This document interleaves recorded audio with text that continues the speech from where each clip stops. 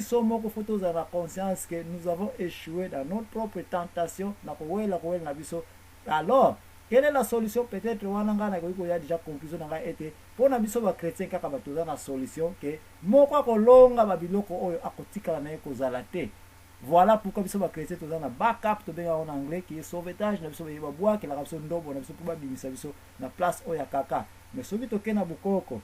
toko waste time toko bomatana biso parce que nkulu moko pe akotika na ko zalate oyo akotika ko ya ko bikisa yo parce que dans la première place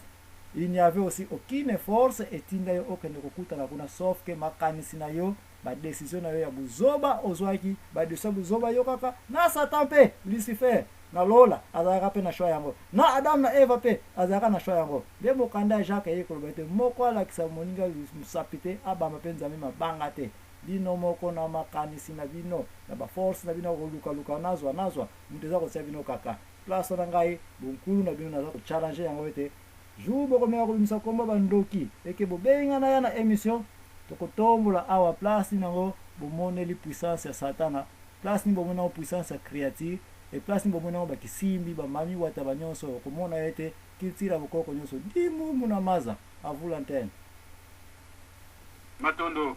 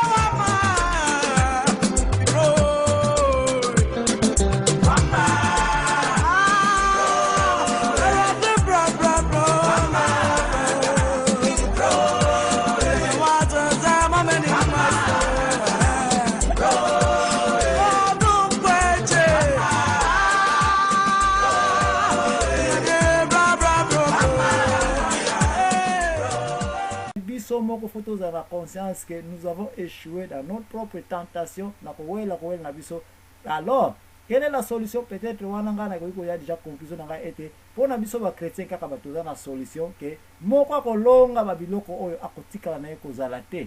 Voilà pourquoi biso ba chrétien toza na backup to benga en anglais qui est sauvetage na biso ba bois ke la biso ndobo na biso pour ba bimisa biso na place oyo kaka. Mais soki toke na bukoko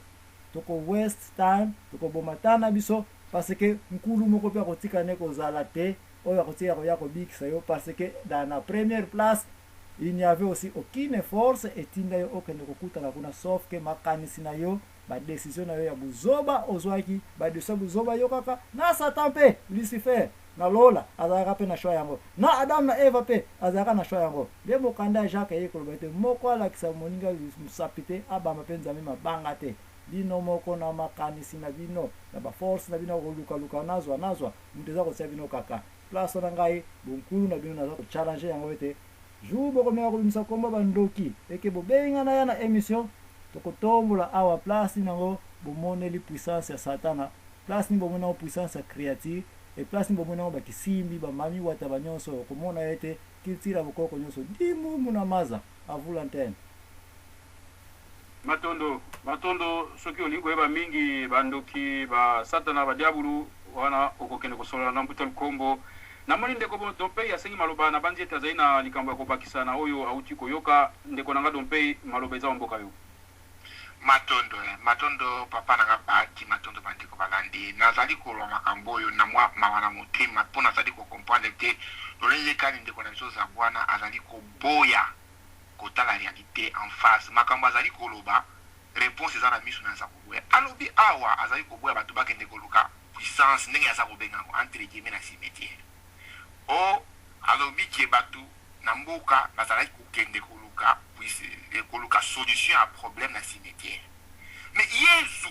oyo aza koloba yehoshua na ye wana ntango azwaki véritable problème ayebi ke yuda akotrahir ye yezu amoniki akozwa solution mosusu te akendaki na montagne te akendaki na cimetière bake kokanga ye na cimetière yezu wana bakangi ye na kati na cimetière alors nayebi te finalement ndeko za bwana azali koloba makambo mosusu mais azali koboya justification na yango alobaka ke na point wana aza na réponse te tokokomprendre ye mais koloba te likambo ya cimetière azali kobala yango du revers de la main eza kosimba te parce que yezu pas na reprise moko mais à plusieurs reprises badeside bakenda kokanga ye aza koinvoke bakoko na ye badonke ye na musika bamoni me ye akosaka biso ndenge nini bino botikala kote nga nakende nga moko azokende kosala makambo ya danse kuna ye moko deuxième point ntango ebebeli ye ayebi ke nazali kokufa mbangu na cimetière kuna na cimetière mpe azwi réponse yango anzelo akiteli ye kuna selo bango ayebisi ye makambo boye na boye ayambi ye akarese ye apesi ye courage wapi na kati na cimetière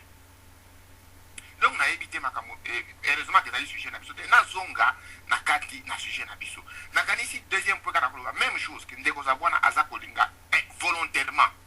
kocréer confusion na ye na kati na ye moko parce que azolinga ete kadiambe azala une personne spirituelle mpo akomisa ye équivalent ya satana alors que bayebisi ke kadiambe mba ezali une personne spirituelle te mais ezali un contexte façon d'agir pour la loi lokola ye ndenge alekaki na mutuka ye à 35 km à l'heure liboso ya caméra devant mpo na caméra aza kadiambe mais il n'est pas Satan. Nakoba te ke zabwana et Satan Lucifer diable ne baza kopesa yango seulement ces êtres là au existaki mais là on a za kokama na ngana zo sera na kati na contexte c'est que ndeko zabwana azali ko se baser sur Biblia na ipona ko lobalika mwa Satan ma yebite ke Satan na concept hébraïque comme on est à Satan te eza Samael lokola bozali na Gabriel Michael Uriel Raphaël, Satan comme on a dit Samael. Alors ce qui ndeko na biso za bwana ke koluka. Parce que na kati na on a tenté à côté là na kati na débat parce que vous allez belé. Soit ke koluka Samael eza nani. A comprendre akende kutanga na kati na Tamul. Akende kutanga na Talmud. akende kutanga na balivre mosusu oyo ezali extra biblique parce que nazali koyoka ye parfois na badébat mosusu apesaka mpe baréponse oyo ezali extra biblique neti nayokaki la fois passé apesaki réponse oyo azwaki yango na mokanda oyo ebengami évangile d'Adam. Donc akende kovérifie nana komona est ce que Samael nde bazali kodécrire c'est quoi. Et puis deuxième point ngai mpe nakende kaka na kati na débat na biso point ya suka na kosukela wana ezali ke po tocomprendre likambo pourquoi biso tozali koboya likambo ya satan tozali komona ke d'abord likambo ya satan ezali kokomisa yave soki balingi balobake yave aza nzambe oyo vraiment aza d'accord te me tozongane wana ezali kokomisa ye irresponsable mpo na nini yave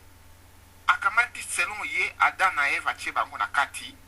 na jardin d'Eden abosani koyebisa baange oyo na ete bokengela jardin d'Eden parce que eza na motu moko satana akoki koya kokota mais ntango abengani bango na jardin curieusement akekamati angelu mbangu ake kotia ye banda kokengela jardin mpo bakota te eza de responsabilité parce que ayebaki ke satan soki abanda koexiste akaki kokota na jardin donc il falaki dès le départ ntango aza kotia bana ye na kati kuna akamati apesi mitindo na baangelu na nyonso